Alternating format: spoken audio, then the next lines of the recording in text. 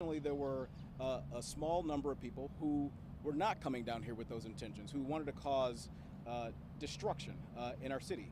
That can't stand. Obviously, again, those people who came down here, they had other intentions in mind, and we need to be focused on those people that do those things. So the police can provide additional details, but a number of arrests were made as a direct result of the actions that happened last night in the city.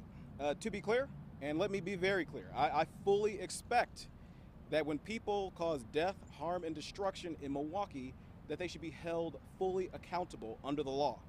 Right? If folks break the laws, they should be accountable for their actions. I've said that time and time again, that if somebody hurts somebody in this community, if they cause death, if they cause harm, if they cause destruction, they should be held accountable. And by the way, if somebody takes out a gun and they fire that gun into a crowd of people, then guess what? They should go to jail, and they should go to jail for a long time. We cannot have that in this city, nor anywhere else in this state, nor anywhere else in this country. So that's something that we all have to say. And by the way, as well, I'll say this: before somebody gets to the point where they have a gun and they're upset and their tempers go off and they decide to shoot in a crowd, in a crowd full of people, you got to think about whether or not those folks should have access to a gun in the first place. I don't think it's crazy to say that those people should not. They obviously don't have the responsibility to wield the weapon. So we need to work to make sure that there's repercussions for folks when they do things like that, but we also need to work on the preventative end to make sure that individuals don't have that access to firearms in the first place. So the activity that happened in the Deer District was safe and it was orderly. The activity inside businesses in the area was also entirely lawful. Unfortunately, though, some of the crowds that gathered on Water Street were not. Anywhere in the city when crowds gather and unlawful activity occurs, what's going to happen is that we're going to take action. We're going to do something about it. What happened here in this neighborhood last night, it will not be tolerated.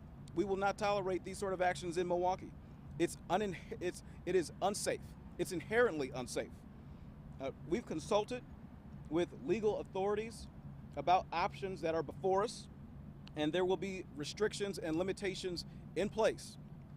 To put it simply, if you intend to loiter, if you intend to act out, cut up, if you intend to do anything that is unlawful, then my message is simple: don't come here. Don't come here. Don't come down here. Don't mess it up for everybody else. Formally, I'm issuing a limited emergency order that imposes a curfew for all individuals under the age of 21 years old in the immediate area for tonight as well as tomorrow night. And that boundary that we're talking about in the entertainment district will be Bell Phillips Avenue on the west. It'll be Broadway on the east. It'll be Knapp McKinley on the north, and State Street on the south. There'll be additional police in place tonight as well. Other city departments have also been mobilized to help with our efforts to address what's happened. And we've been having planning discussions over the past several hours on the incidents that have been happening here. And when we need additional resources, if that were to happen, we're ready to deploy those resources. To those who were injured last night, I am hoping for a prompt and speedy recovery. You came down to enjoy yourself, to have a good time in our city. And people should be able to do that downtown or anywhere else in Milwaukee. And I want that to continue happening. And we will take the steps to make sure that downtown and our neighborhoods are safe as well. So to the businesses, the residents, and the visitors who also share my alarm, you can be assured that we're moving forward with every reasonable tool that we have. And with that, I'll pass it over to Assistant Chief Waldner. I'm going to briefly summarize the incidents of last night that occurred in the downtown area. We will be issuing a press release with the ages and information about the victims minus their names later after the conference. We had 3 separate incidents. First one occurred at 9:10 p.m. at 1105 North MLK. 3 victims of non-fatal shootings, and we have 1 person of interest in custody and 1 gun recovered from that incident. The second incident occurred at 1102 North Water at 10:30 p.m. This incident resulted in 1 person injured and an all-city assist requested, which means that any available officer responded downtown to assist with the crowds and the attention that the shootings were getting. It just drew more people to the area. The last shooting occurred at 1154 North Water at 11:09 p.m. That's the incident in which 17 people were injured by gunfire. Five of the injured people were armed and taken into custody. It appears that the last incident, there was a couple groups that exchanging gunfire despite the incredible amount of police presence that was downtown. District 1 officers reported hearing bullets whizzing past their heads as they were there. They had immediate response and took off after the subjects, and we have 10 people in custody for that incident. Out of that last incident, we also had 10 guns recovered from the last incident on Water Street at 11:09 p.m. It took a lot of resources. We had everybody working in. I know you all have questions about what this was about, and I am going to be honest with you, we are not there yet. We need time to investigate. We have resources coming in early around the clock so that we can get some more information to you as soon as possible. But right now, that's just where we're at. Can you said for the second incident, one person injured. Was there a person arrested or a person?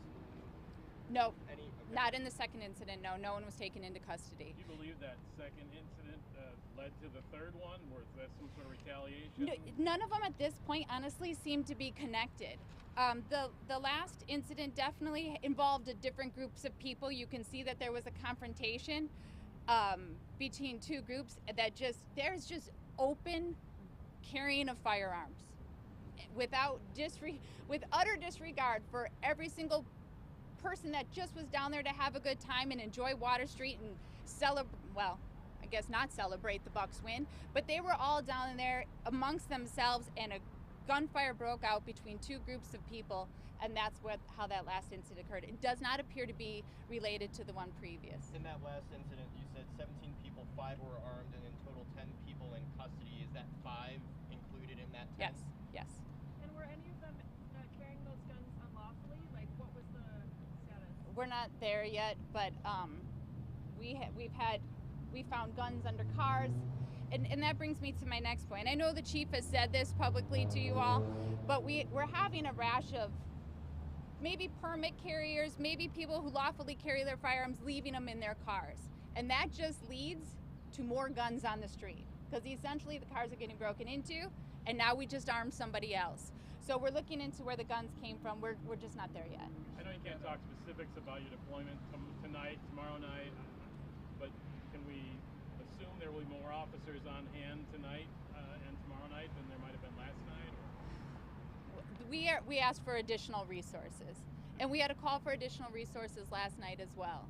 It was the perfect storm, and we had many more people downtown than is normal. Does that include outside agencies when you say Last night we did have assistance from outside agencies. From yes. what agencies?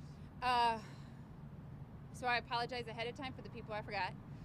Marquette, UWM, and Wauwatosa for sure.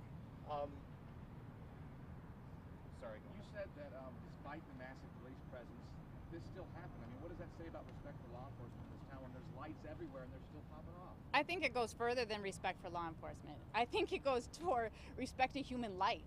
I mean, despite if the police were there or not, what makes people think that they can just have a shootout on a public street in our entertainment district, whether the police are there or not? There are people that just went there that just enjoy Water Street, enjoyed the Deer District, wanted to see the Bucks game. And so there's this lack of consciousness that is really hard to police right now, right? It is not only a police problem, it's a community problem. I wish I knew how to fix it alone, but we're in constant communication with all our partners. But I think it goes beyond law enforcement. It's human life. Considering what occurred last night and what was in place, why do you think what is being done tonight and in the coming days is going to solve or prevent this from happening? Well, I'm hoping awareness, honestly. We're here, we're telling everybody about it, and it's not to scare people, but just we need awareness, right? We need to be all conscious of the fact that this is happening. And I know that there are people out there that fled or that left that saw something. If they could call and let us know what happened. We have people in custody, but that doesn't mean we have everybody in custody. And you heard the mayor say already, everyone should be held accountable. So if anyone has information out there, we still have more people involved than we have in custody. Just So a practical question about the curfew. What is the time? How will that be enforced? How will you be arresting people? How's that going to work? yes, it's a citation, much like we implemented in 2020, I believe. And the time starts at 11 p.m. You said it's for 21 and under, correct? How many of these suspects? Under How 21. many of these suspects fit that description? We didn't get to the ages and everything, but I can tell you that the victims and the suspects vary with ages, from juveniles to How many adults. of these shots were fired from cars? Versus I can't answer were that. any shots fired from cars? I can't answer. Not that I'm not answering. I just don't know at this point. We can give an opportunity for others who might want Okay. to speak now. Before anyone else takes the mic, and I'm happy to lend it over to the others here. And thank you, by the way, again, to the city attorney who's here, who's been a partner. Thank you as well to Senator Johnson, who's here, who has absolutely been a partner as well. What Assistant Chief Waldner just mentioned is key. This is not just a policing problem. This is a community problem, right? If somebody pulls a trigger anywhere in Milwaukee and somebody sees something happening, then folks have got to speak up. Because guess what? If they're willing to do that in a crowd of thousands of people downtown with police all around, they're going to go in your neighborhoods and do the same thing. Like, if they got no respect for life amongst all those folks, they certainly won't have it in the neighborhoods either. So we need people to step up and to say something. If you see something, then you need to say something. And I've said this time and again, look, if you're not comfortable talking to police directly, they have an anonymous tip line. You can use the anonymous tip line.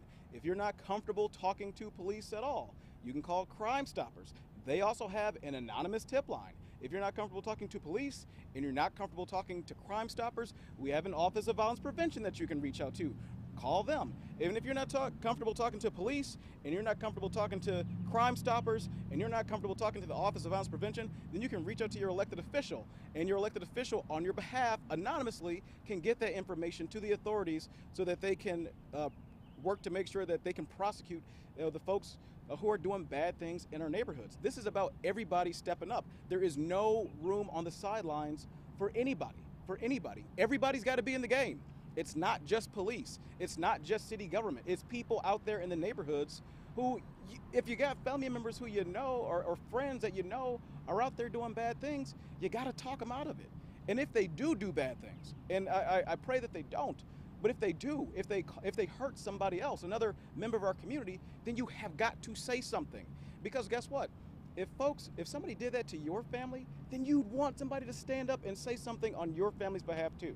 So all of us have to be in the game on this. It's not just police. It cannot just be police. It's all of us together. And this happened right in front of all these officers. Do you advocate stronger sentences or mandatory minimums or something for firearm crimes to where people know that there will be consequences? Listen, is that part of the problem? Listen, I think a central part of the problem is the fact that individuals easily get their hands on guns. Not just in Milwaukee. This is not strictly a Milwaukee problem. Across the country, we've seen a rise in shootings, both fatal and non-fatal. And I think the issues are very similar.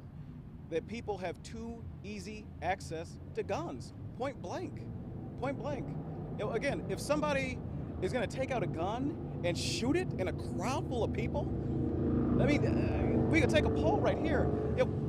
Who thinks that those people should have access to guns? I don't think that's a crazy thing to say that they should not. Like, let's work to make sure that they don't, so that we don't have instances like this that then affect our economy, that affect our city, that affect public safety generally. We can solve this. We have the ability to do this. We just need the will. And when you think about the systems at play, that's a state system. You think about here on the ground in the city's contribution to this effort. We have police. And we have other things too, but we have police as a primary partner in law enforcement. And what did they do? They stopped folks. They arrested 10 people. They took 10 guns off the street. But those people, I'm telling you, those 10 people, if they're going to shoot guns like that in a place like this with all those folks around, they shouldn't have had them in the first place. They should not have had them in the first place. And if they continue to have it, they're making the police's job harder. Mayor Johnson, when is the city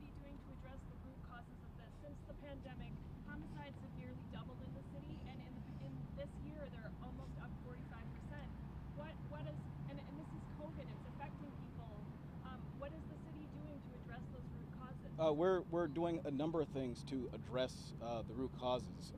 I was just having conversations just earlier this week with some of our partners in nonprofit organizations, and trying to find ways to alert not just young people but also their parents about the availability of the number of youth programs that we have in Milwaukee. There's no reason at all that a young person in Milwaukee this summer should not have access to something to keep them engaged, right? There should be no idle time. And we have partners out there, whether it's the United Neighborhood Centers of Milwaukee, the Boys and Girls Club, places like that, that want to be out there, that want to help, that want to engage young people. So we're having those conversations, and we'll be working to elevate that. When we got the initial tranche of ARPA dollars, we put the largest investment ever into housing. And we're working to tackle that root cause of instability in the home. I have said, I mentioned this just yesterday to a room of business leaders. We need to pay folks a living wage in Milwaukee so that folks have some stability. If we can have stability in people's lives, that creates stability in families. And if there's stability in families and stability in neighborhoods, it changes the way that people interact when they're on the streets or whether they're in the school. So there are a number of things that we are actively working on right now. And what do you say to Republicans who say this is a Democratic city, they're soft on crime? Well, look, I'm not. This is not a partisan thing. This is about lives. This is not partisan at all, right? We've got incidents across this state where people get shot by folks who should not have guns. Okay, as I said, at the city's end, our contribution, we do our job. Our police officers, they go out there, they catch the bad guys, they take the guns off the street. We don't control gun law at the local level. I wish that we did, but we don't. That's something for Madison to work out. And I implore my partners in Madison that I am intent to work with to open your eyes to what's happening here in Milwaukee. I mean, just think about it, right? If public safety becomes an issue downtown and folks stop spending their dollars here and people stop coming here for things like we had last night, that impacts state coffers as well. They get the sales tax revenue from that. This impacts the entire state. So I would implore our partners at the state to see the lives that are being lost needlessly, senselessly, because folks have too easy access to guns, not just in Milwaukee, but across our state. Have you talked about whether there'll be a Deer District watch party tomorrow night? I don't have that information right now. In addition to the curfew, the food truck area down there attracts a lot of folks. A lot of folks last night after the crowd let out in the Deer District loitered, pooled around there. Curfew aside, has there been any thought about maybe curbing capacity or eliminating that area? Yeah, absolutely, and that's absolutely something that is under consideration for us. Look, I want to do everything that's within our power in order to curb the incidents that we saw last night. I know that that's a place that folks congregate, so that's an area that I'm looking at too. Some of these things were done, I believe, last summer, right around this time when there were issues that were occurring here on Water Street. Do you feel that those efforts were successful and we're just seeing a repeat of that? I know that last year we did have some similar incidents, and look, when I was on the other side of City Hall, we sprung into action with the business community, with other elected officials, and worked up some solutions along with the police department and others. And so I think there was some success last year, and there's possibilities to bring some of those things back this time as well. The latest of these shootings happened after 11. The first two happened before 11 o'clock. Is 11 too late for the curfew? Look, I think that anything that we can do to send the message to discourage folks from coming down is a positive thing. I'm not going to say that 11 o'clock is too late because folks have the ability to go out and enjoy our streets, and I want to provide that opportunity as well. But still send the message. Still send the message to those folks who would cause death, harm, destruction that they are not welcome down here to do those things that impact so many factors, so many facets of our life in the city. And the assistant chief mentioned that some of these guns that are out here are legally obtained. They're taken out of cars, and they are, concealed carry weapons that are just taken. So is the solution really to find out where the illegal guns are coming from? It's all of the above. It's all the above. Like, we got to work on the issue of illegal guns. We also have to work to make sure that if somebody's gun who was lawfully gotten and lawfully held and it's stolen, that if that happens, that gets reported. It happens too often as well that when, guns go missing and nobody says anything. We need people to be in the game. We need everybody to step up to be a part of the solution. If you have got a gun that's been stolen, you got to speak up, because somebody's going to use. If they stole it from you, the likelihood is they're going to go and use it. They're going to go out into our city and they're going to hurt somebody. So speak up about that. And I've talked at length again about the need for family members, friends, mentors, teachers, preachers, whomever, to reach out to the folks that they have influence with and get them to think twice about their actions, especially when they're thinking about using a gun. One more thing on the curfew. When does it end? Will the National Guard be here to help enforce this? And will there be checkpoints? There's this is today and tomorrow. And look, what time in the morning? Like till when? Till 5:30. There you go. 5:30. So you got the answer there. And look, I'm not going to say what we're not going to do, because I want to leave all the options on the table. Okay. Anyone else? If anyone does. Hello, everyone. I want you to know I'm City Attorney Spencer. I'm here to show united front with this administration and our law enforcement. So the only thing I have to say is, for the young folks in the community committing the crimes, don't do it. Don't do it.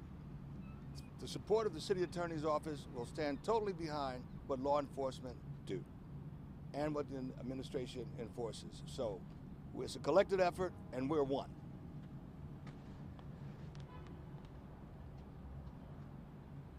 Hello, I'm State Senator LaTanya Johnson, and I would just like to say that this is unacceptable, and the state legislature needs to do more. We need to close the loopholes on all of these guns that are wreaking havoc on our streets. It's not enough that our residents are being shot, and in some cases the children that reside in the city are being shot, because we have an uptick in children being shot under the age of 17. But we're now starting to see it in our Wisconsin Center District.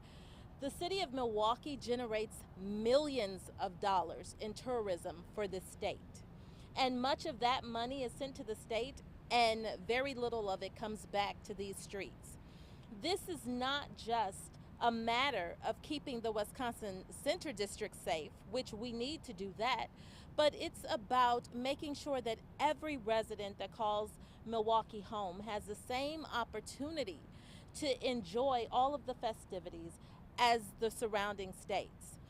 We are not only putting our residents in danger, we are putting our police officers in danger too, because they are outgunned. And we need to make sure that we have legislation in place that would address that. And if the state doesn't want to pass legislation that would, garner more gun restrictions for the entire state, then they could allow Milwaukee the opportunity to regulate the guns for themselves. But this is a clear case of we have to do more. We have to make sure that we are protecting our citizens, those individuals who call Milwaukee home, and it's long overdue. We cannot continue to utilize all of the city's resources to address issues that are wreaking havoc on the city by just a few. We need to make sure that those individuals who have guns are law-abiding citizens who should have them, and not individuals who have managed to get their hands on guns that shouldn't. Is anyone able to answer why the Office of Violence Prevention isn't represented here today? We've been in touch with them this morning. Yeah, it's not that they're missing from the conversation. That's absolutely not the case. Yeah. We've had multiple conversations in our meeting today. Yep. All right, so just in summary, curfew, there'll be ticket and towing. We'll be working on the food trucks that act as a congregant for folks who come down here. I did not mention, but I have had conversations with the governor's office on possible solutions here. There's nothing concrete just yet. So we're working every angle that we've got in order to address the issue. All right. Thank you, everybody. Thank you, everybody.